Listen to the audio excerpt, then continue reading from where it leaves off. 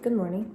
This portion of the vlog is sponsored by Tate's Bake Shop.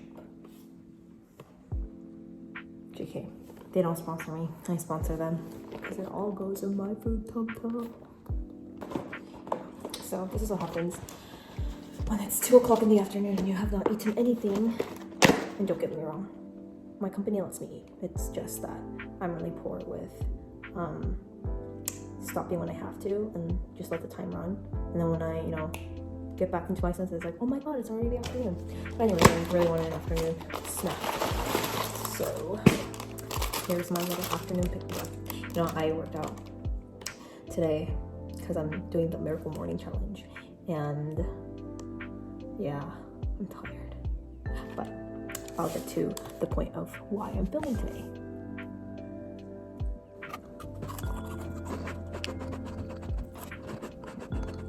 You can get this at Whole Foods or Costco. Probably honestly anywhere. It's pretty expensive, but I think it's worth. It's super crispy. If you don't like crispy cookies, maybe it's not for you, but super crunchy. I love it.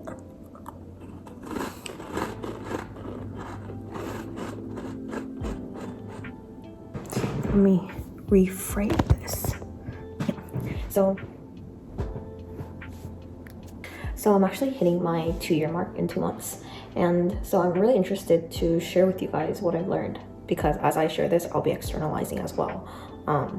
But before that, maybe a little brief on why I decided to go into sales. It's a great idea. So my last year of college, like most business majors, I think I was on this the recruiting stage of my senior year. It was a lot of just applying to places because I didn't really know what to do. In the beginning, I really wanted to go into consulting, but my marketing professor at that time told me to look into sales because he thought it'd be something that I'd be interested in.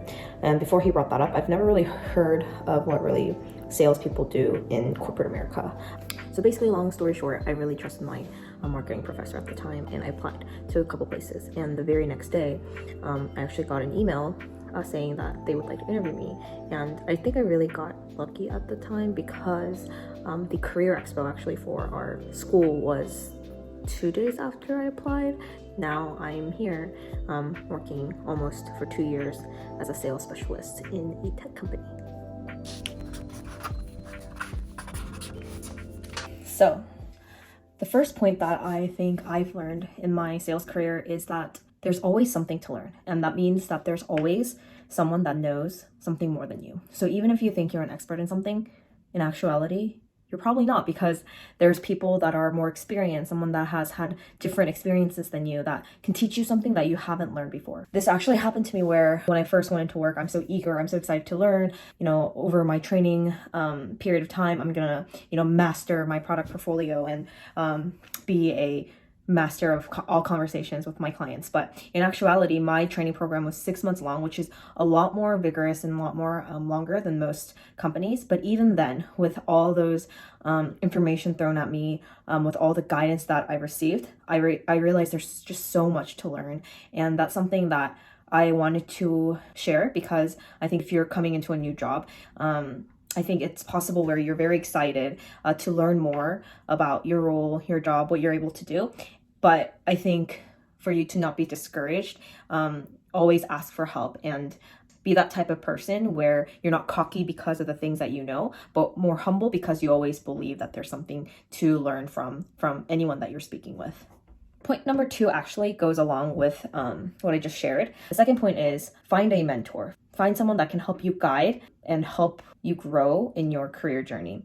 And what I mean by that is I really believe that there is a lot of growth and a lot of positivity when it comes to mentorship. And I believe that not all mentorship means like someone that's older holds hands and guides the younger one. It can go both ways. In my shoes, I was lucky enough where I found great mentors, and a lot of times they were in sales and they were women, and they were someone that could tell me, hey, like, I think from this trajectory that you're going, you could face these types of struggles. So I think you should work on XYZ. And one of my feedback was actually that I listened really well, but a lot of times people might think that I'm not listening or I'm not as attentive because I don't speak at the end or summarize anything.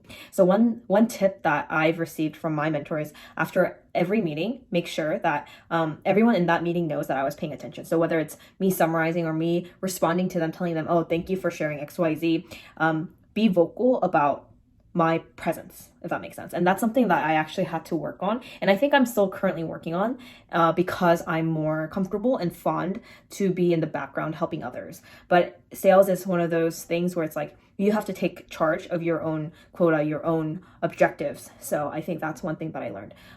Find a mentor that can be truthful, that can give you honest feedback so that you can grow into a better individual overall. So I think the third point is that first impression matters. I think this is something that I'm still kind of juggling the idea of, like, what type of first impression do I want to make?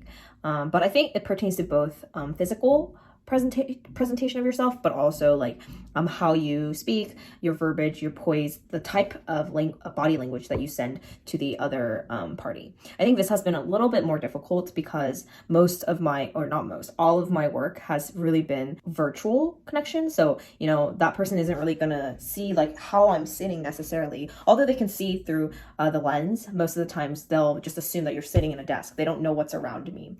So it's a little bit different, but I still do believe that, when you first meet someone, saying hi, greeting, listening to them first, being attentive, nodding when they're sharing something, giving them genuine responses are all good traits to have when it comes to making good first impression. To make sure that you're awake, I moved spaces for you. So I would say the fourth point is that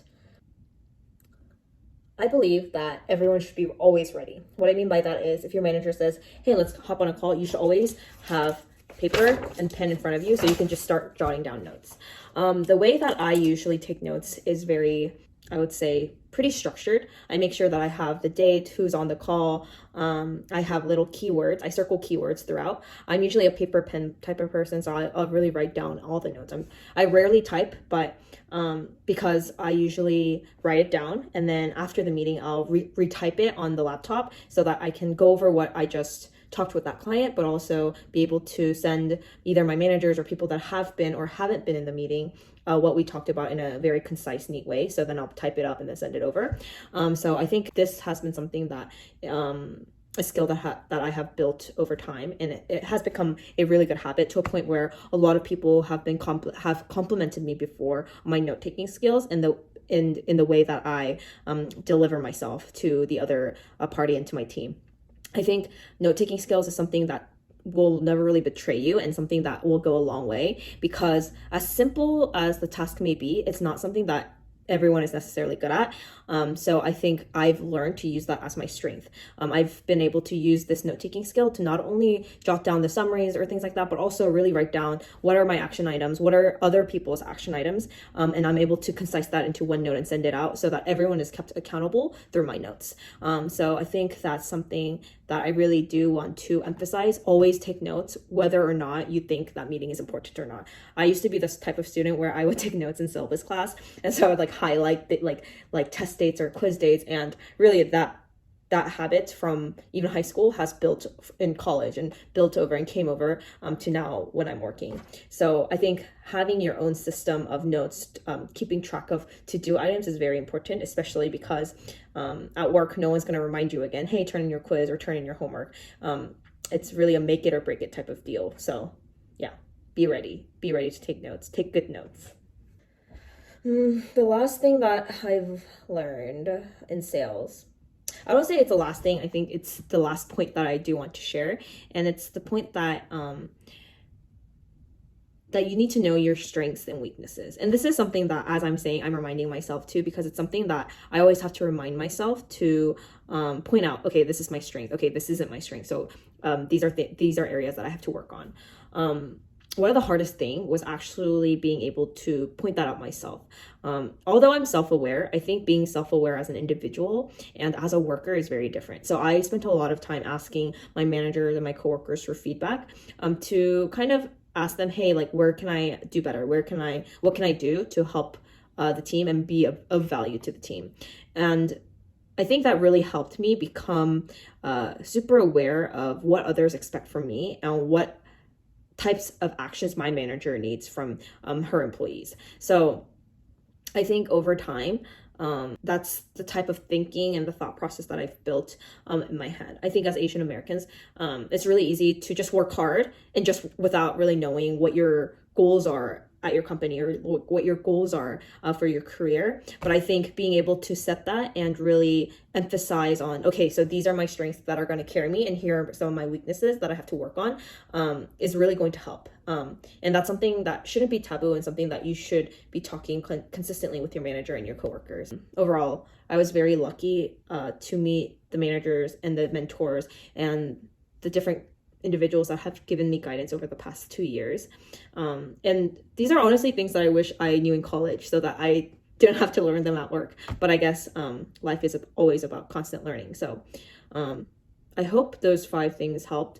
That's something that I really thought was valuable to my professional career. And make sure to like and subscribe. And if you like more of these contents, I'll think of more. It's very hard to think of sales related content, but I think I really enjoy making these because it helps me self-reflect on where I stand with certain subjects and topics.